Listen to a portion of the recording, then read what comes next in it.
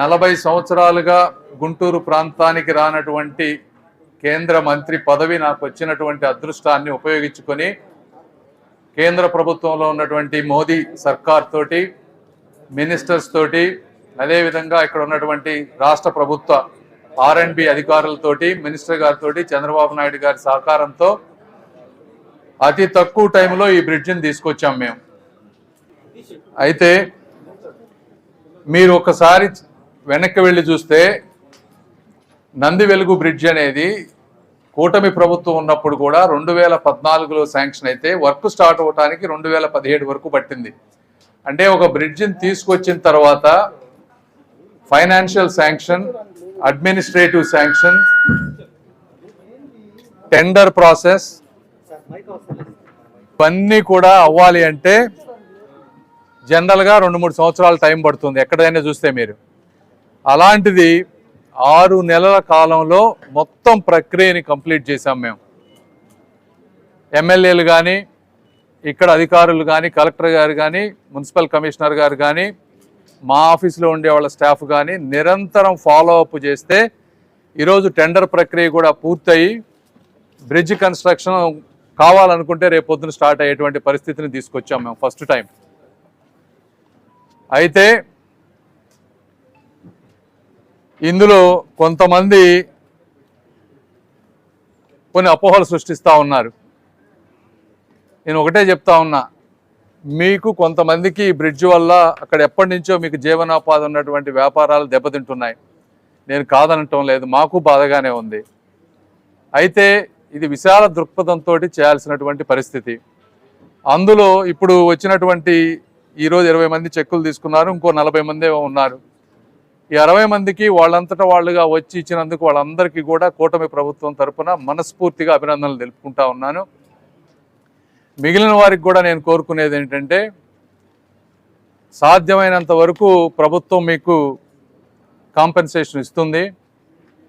మీరు లేనిపోనివి అంటే ప్రజలను కన్ఫ్యూజ్ చేయటం కోసం అర్థం పర్థం లేని ఆరోపణలు తీసుకొచ్చి అపోహలు కల్పియొద్దు. ఎందుకంటే మీరేం చెప్తా ఉన్నారు, RUB కట్టాలంటున్నారు. ఫస్ట్ ఈ బ్రిడ్జి 70 ఏళ్ల క్రితం కట్టినటువంటి బ్రిడ్జి RUB కట్టాలంటే ఇవన్నీ తొవి తీయాలి.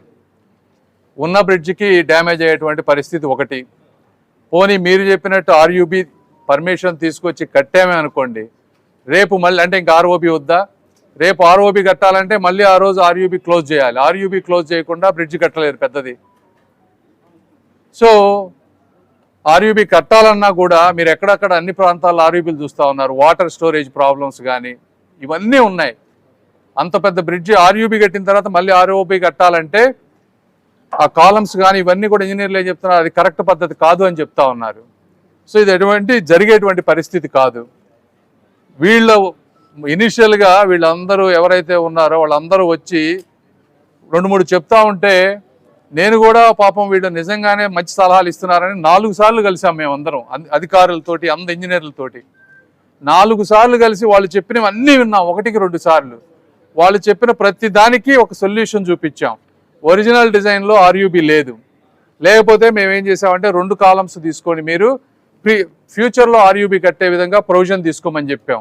అలా డిజైన్లో అది ఇంక్లూడ్ చేసాం. సో ఎట్టి పరిస్థితుల్లో ఫ్యూచర్లో ఒకవేళ RUB కావాలంటే కంపల్సరీగా కట్టచ్చు. ఒకటి. రెండోది, అండర్ పాసులు సరిగా లేవన్నారు. అండర్ పాసులు మొత్తం 3 GGH హాస్పిటల్కి 44 అడుగుల వెడల్పుతోటి అండర్ పాస్ తీసుకున్నాం. అరండల్పేట 4వ లైన్కి 60 అడుగులు వెడల్పు అండర్ పాస్ తీసుకున్నాం. అరండల్పేట 5వ లైన్కి 44 అడుగులు అండర్ పాసులు తీసుకున్నాం. బ్రిడ్జి లెంత్ తక్కువ అంటున్నారు. బ్రిడ్జ్ లెంత్ ఒకప్పుడు 430 మీటర్లు, ఈరోజు 930 మీటర్లు, అంటే డబల్ చేసాం దీన్ని. వీళ్ళేమంటారు, ఎక్కడి నుంచో 1 కిలోమీటర్ 2 కిలోమీటర్లు కట్టమంటారు. అంటే అది ఫ్లైఓవర్ అవుతుంది కానీ అది ROB అవ్వదు. ఫ్లైఓవర్ అవసరం దృష్ట్యా ఇస్తారు తప్పించి మనకు కావాల్సినట్టు ఇవ్వరు. ఒకటి.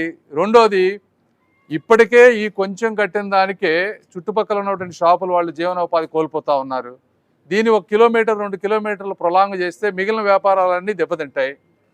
అంటే వాళ్ళు దెబ్బతినే పరిస్థితి వస్తే మళ్ళీ వాళ్ళు వచ్చి కోర్టుల్లో కేసేస్తే ఈ బ్రిడ్జి ముందుకెళ్లకుండా చేయాలనేటువంటి ఒక ఆలోచన. కాబట్టి ప్రజలు కూడా అర్థం చేసుకోవాలి, బ్రిడ్జి పర్పస్ ఏంటంటే రైల్వే గేట్ని దాటుకుంటూ చుట్టుపక్కల ప్రాపర్టీస్కి మినిమం డిస్టర్బెన్స్ ఉంటూ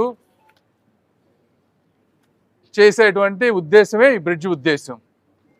కాబట్టి అది రెండోది. మూడోది సర్వీస్ రోడ్లు ఏమంటున్నారు. సర్వీస్ రోడ్లు ఇప్పుడున్న దానికంటే టోటల్ మాస్టర్ ప్లాన్లో 120 ఫీట్ ఉంది. అటు 25 అడుగులు ఇటు 25 అడుగులు సర్వీస్ రోడ్స్ వస్తూ ఉన్నాయి. కాబట్టి వీటి ఎక్కడా కూడా ఇంకోటి ఏం చెప్తా ఉన్నారు, ఎత్తు గ్రేడియంట్ లేదన్నారు. ఒకప్పుడు 5.9 మీటర్ల క్లియరెన్స్ ఉంది వెహికల్ పైనుంచి కిందకి వెళ్ళటానికి. ఇప్పుడు 9 మీటర్స్ పెట్టాం మేము. వెహికల్కి కావాల్సింది అంటే డబుల్ డెక్కర్ బస్సు వెళ్ళాలన్నా కూడా కింద నుంచి వెళ్ళేటువంటి పరిస్థితి. సో ఒకటే నేను చెప్పదలుచుకునేది ఏంటంటే, ఇది మేమందరూ కూటమి ప్రభుత్వంలో ఉన్న నాయకులందరూ కూడా మా సొంత ప్రాజెక్టు లాగా కూర్చొని 1కి 10 సార్లు రివ్యూ చేసి ప్రతి సమస్యని క్షుణ్ణంగా పరిశీలించి చేసినటువంటి ప్రాజెక్ట్ ఇది. గుంటూరు ప్రజలందరికీ నేను ఒకటే విజ్ఞప్తి చేస్తూ ఉన్నాను, పొరపాటున కూడా ఇక్కడ ఉన్న వాళ్ళం ఎవ్వరం కూడా తప్పు చేసేటువంటి వ్యక్తులం కాదు. ఏది చేసినా కూడా ఇంత సొంత ఒక 0% కూడా సొంత లాభం చూసుకోకుండా ప్రజల గురించి ఆలోచించి చేసే వ్యక్తులం మేము. కాబట్టి మీరు అపోహలు నమ్మొద్దు. బ్రిడ్జ్ అయిపోయిన తర్వాత చూడండి, అద్భుతంగా ఉంటుంది. అదేవిధంగా అతి తక్కువ టైంలో కూడా చేసే బాధ్యత మేము తీసుకుంటాం. దయచేసి అందరూ కూడా సహకరించాలని మనస్ఫూర్తిగా కోరుకుంటా ఉన్నాను. ఎవరైతే వేరే వాళ్ళ నుండి అపోహలు సృష్టిస్తారో వాళ్ళకు కూడా ఒకటే చెప్తా ఉన్నాను, దయచేసి మీరు అడ్డుపడద్దు.